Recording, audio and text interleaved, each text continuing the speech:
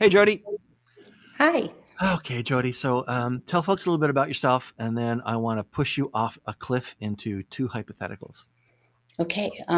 I have 19 years of marketing experience, 15 of which were agency side, a creative agency. Hmm.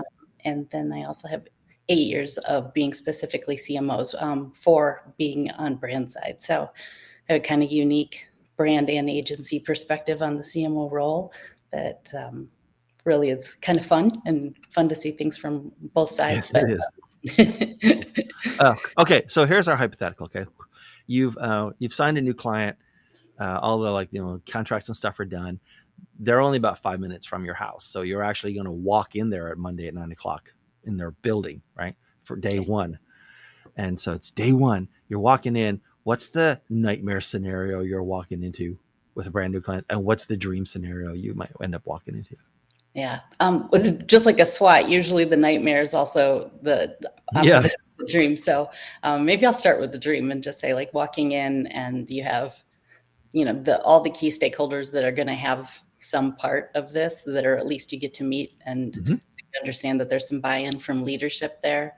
That when you sit down and start talking to them, that they're asking insightful questions. There's not like immediately like, I need some demand, I have Right. demands of what we're going to do right now.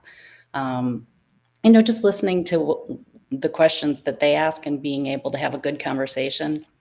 Hopefully you've already kind of weeded out the people that you don't think you're going to have a good fit with in the prospecting part of the process, so that you do feel like you already have some sort of good relationship, because building trust is really kind of the key of having this relationship work for everyone.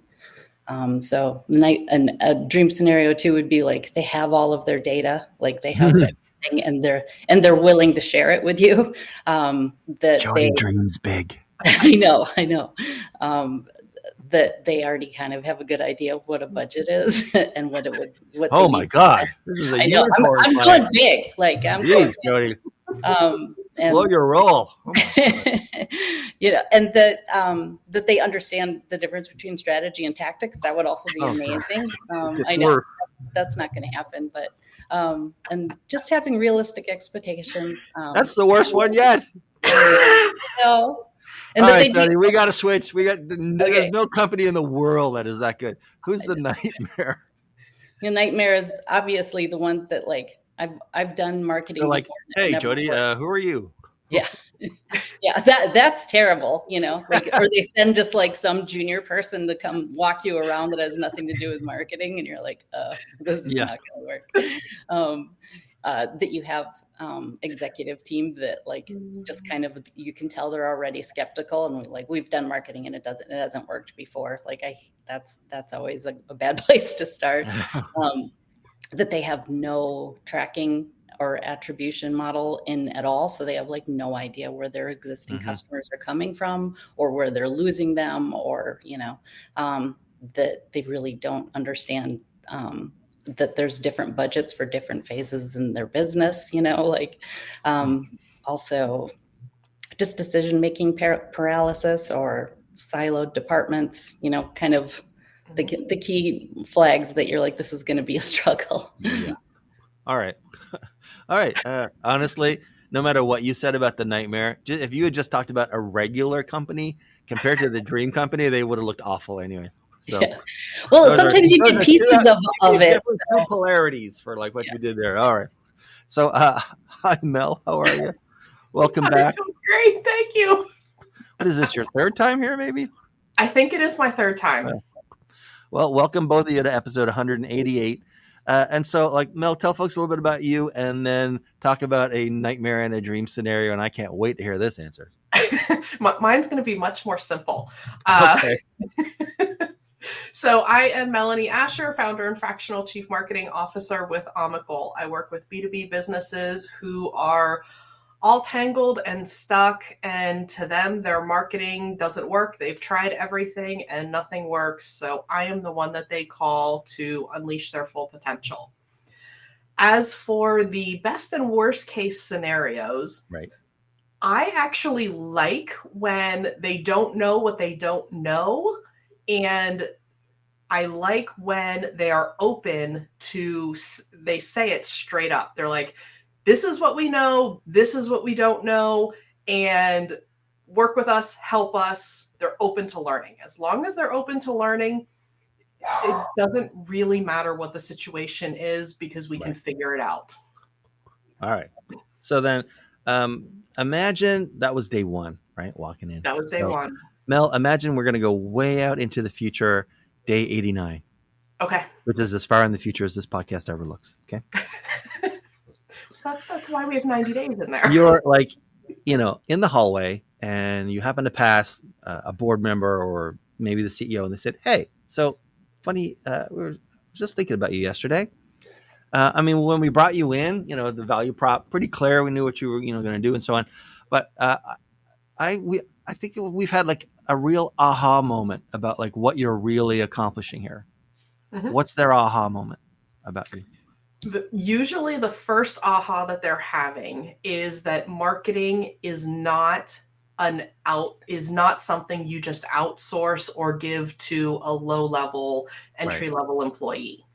It's usually that, marketing is a tool that almost every department within the company can leverage and can add value to. So when they have that aha, then it's, okay, let's rally behind this. We don't know how it works, but let's do it. And Jodi, how about you? What's the aha moment that they have after you've been there long enough so they can really appreciate what you're building or accomplishing? When the moment that they were like, there really is a good process to marketing, and that, like Mel said, that if it's not left to a low-level employee that doesn't understand marketing, that like experience really does matter, and that you can really make a lot of big wins with just slight adjustments and changes to things that they probably weren't doing correctly. And that's like, oh, wow, this was really worth the time and effort, especially if you went through the initial process to figure out how to do their business a little bit better. That's a fun part when they're like, oh, wow, all we had to do is change this, and that made that big of a difference. Okay, then let's assume you got a day off from that client because you needed to go to the local convention center because you're the keynote speaker. And you're on stage, you're talking to these 250 people. They all just came out of corporate yesterday. Today is their first day as fractional CMOs. Like they're brand new at it, right? So what's going to happen is, as we go through this speech in 3 parts, I'm going to give you a sentence and you just finish it with as much time as you need to finish it, to finish the thought. Okay, so Jodi, we'll stay with you for a second. You're talking to these folks and you say, look, I remember back when I was first getting started, and I'll tell you this. When you're a fractional CMO and you're just starting out, you're going to be shocked by what? You're going to be shocked by how much management of the relationship you're doing.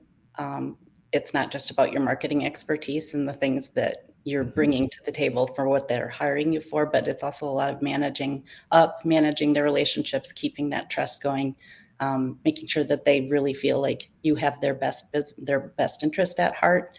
And it's a lot of relationship management, quite a bit more than you would have to do if you're an internal CMO. Exactly. And then Mel, what do you think? You're talking to these folks, they're brand new, and you say, look, you're just getting started. You're going to be shocked about what? The needing to navigate the balance between functioning as an internal employee versus now you are legally a contractor. Mm-hmm. And it's not the same, but yet it is the same. And there's different areas where you have to navigate that differently than what you would as an employee. Mm-hmm. So Mel, let's stay with that for a second. Okay.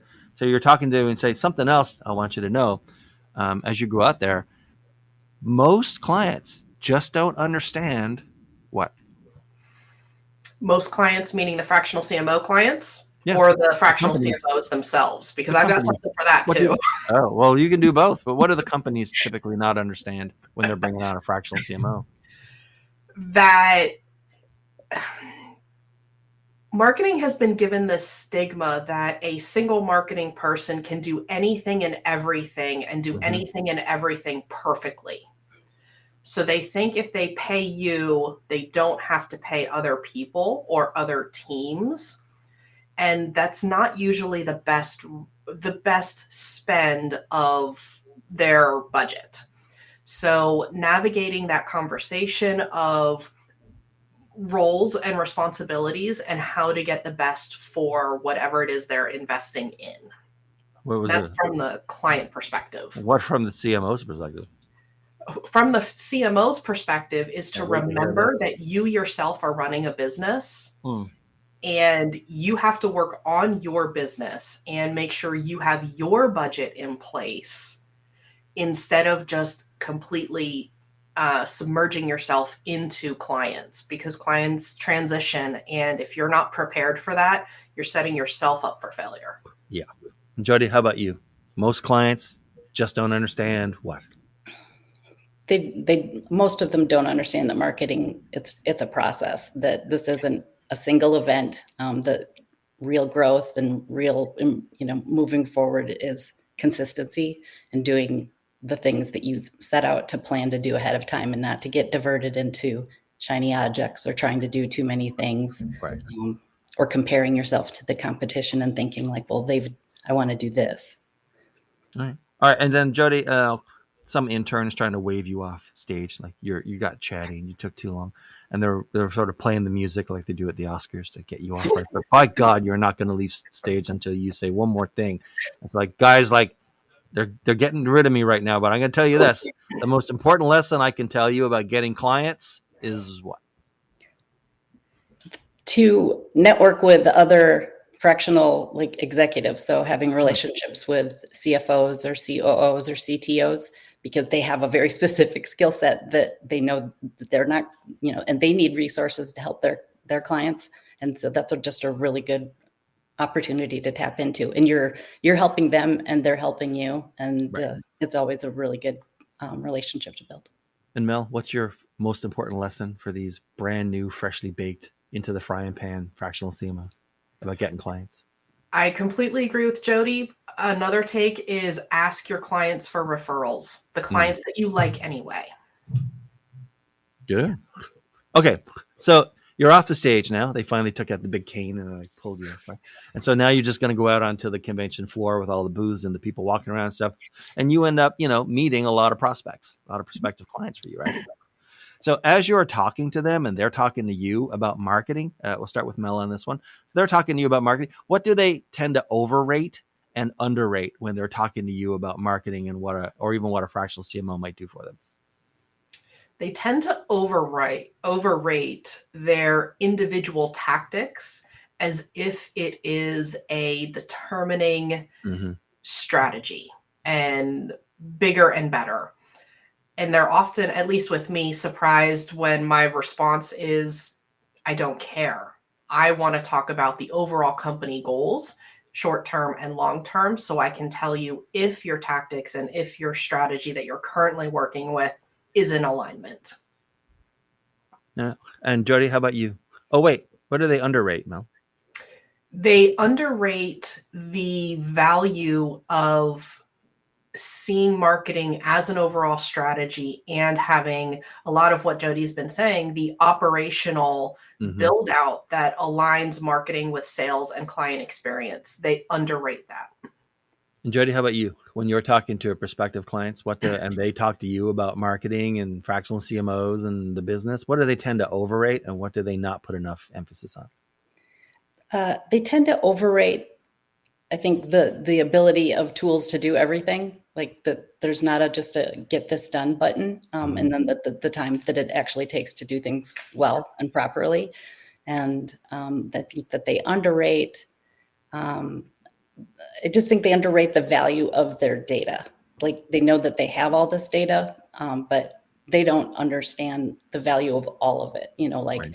The sales data over here corresponds with what's happening on your social media and what's happening in your email campaigns, and why it takes us so long to go through all of that data and really look for those deep insights, and they don't understand that value. Okay, then Jodi, let's sort of stay with that then. But you're talking to these companies, right? They're trying to suss out if you're a good fit for them, and you're trying to do that, see if they're a good fit for you. What's like a red flag and a green flag that a company might throw up as you're talking to them as in like, not these guys. Like, I'm not even sure they should be hiring any fractional CMO, never mind me. And a green flag is like, this sounds like right in my wheelhouse. Yeah, the red flag for me is if you don't feel like there's buy-in from the CEO and the CFO on marketing. They really see marketing as an expense versus an investment in their future revenue. That's a big red flag. Yeah. And a green flag is that they ask a lot of questions and that they're really excited. They see the potential and that they feel like, you're going to help them get to where their dream, 4, 5, 10-year plans are. And that's a fun part of the process, is that when they're excited and interested and engaged. Yeah. And Mel, how about you? What's a red flag and a green flag when you're talking to prospective clients? A red flag is definitely if they see marketing as an expense and they're challenging you right up front. And challenging is not bad, but I mean challenging in a way where they're attempting to say that they know more about marketing than you, so it's more of an ego play than anything. That's a red flag, because then they're not open to learning, listening, or making changes. A green flag is when they do ask a lot of questions and they try to make your answers relatable to their situation. So whatever answer you give them, they ask a follow-up question and share a little bit about what they're currently doing, so you can have that dialogue about what could be different and maybe a gap that they don't realize is a gap. All right. Excellent. Okay, so we moved from the customers building on day one over to the talking on stage to milling around on the convention floor, and now you're in the after party that's just for fractional CMOs. And so you guys have just met there for the first time. Just Hi, Jodi. And so and so you're looking at each other and you're thinking, like, this is an opportunity to ask another fractional CMO a question that I would like to know, but I don't normally. First of all, most fractional CMOs don't actually work like in pairs. They don't work together. You're probably the only fractional CMO at that client, right? And so we'll start with Jodi. Jodi, you look at Mel and you say, so, we don't know each other, but since I've got you here, I want to ask you something. Then what do you ask her? Well, I see that Mel's got an MBA, and I come from the completely opposite side. I started as an art director and ended up here. So I would like to know what your thoughts are about what, as an MBA, you bring to the table that might be a different perspective than someone that comes from the more creative and brand side of the CMO world. Would you like me to answer, Dean? No, I want you to leave her hanging. Okay, I'll leave her hanging then. No, so I get asked on this podcast sometimes so off the wall. Yes, I know, it's great. So what I bring that's different is, yes, I have the background of more traditional art and traditional creative, but what I have found with the MBA is it lends credibility to making marketing a part of the overall team and integrating it better with the company, at least from a perception and from a languaging perspective. The language is definitely key as to why many companies view marketing as a nice to have or something that we can save by outsourcing. And the MBA brings more validity to it, because I'm using the same language that an executive would use when they're looking at their P&L or their cash flow or making executive strategy-based decisions. I don't know how we're finding these guests, but it's getting weird. The more episodes we make, we got to find better, like, weird people. Okay? They're off the rails. I'm telling you, these episodes are just off the rails. Anyway, I'm just talking to my imaginary producer. I know you're not. All right. And Mel, what's your question for Jodi, the other fractional CMO that you've randomly been paired with?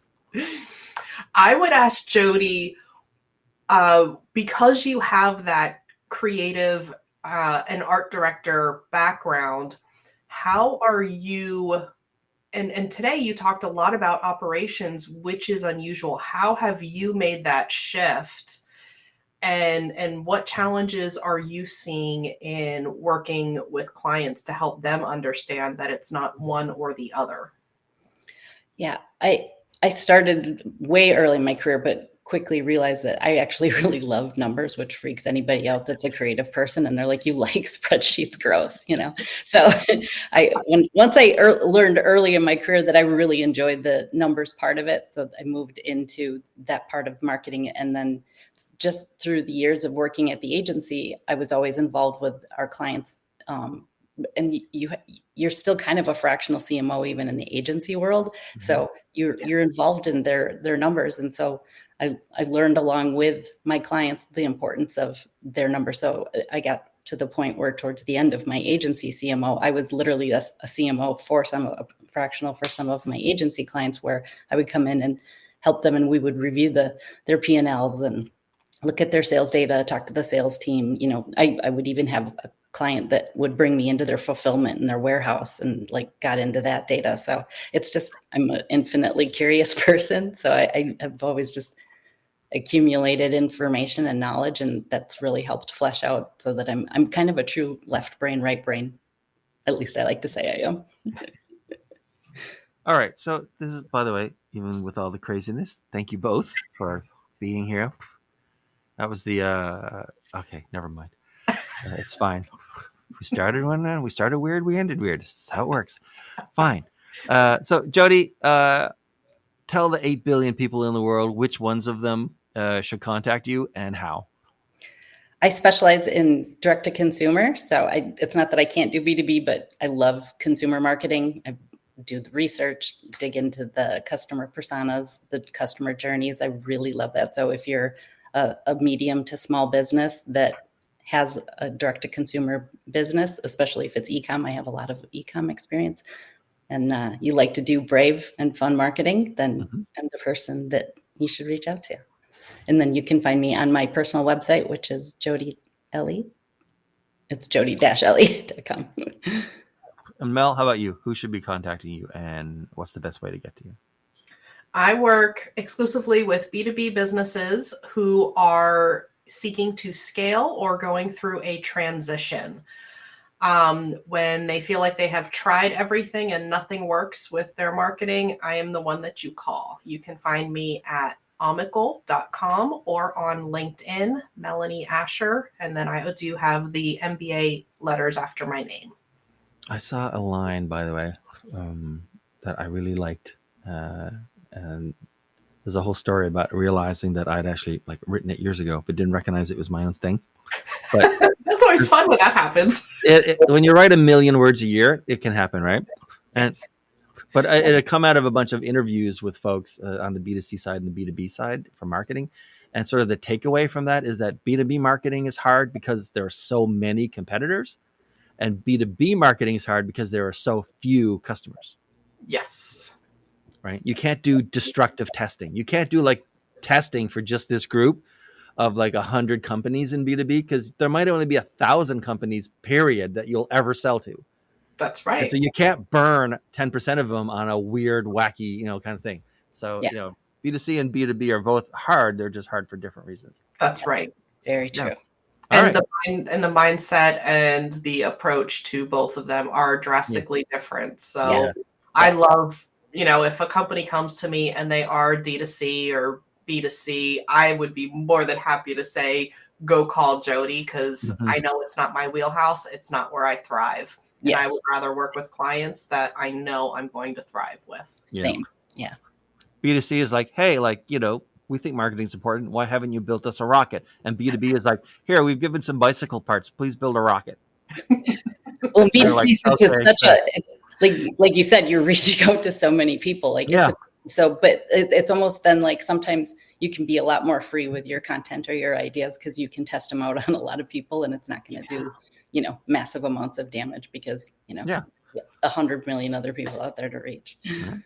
All right. Thank you both for being here. This has been fantastic. Thanks for watching, folks. So I'll see everyone next time. Bye. Thanks. Bye.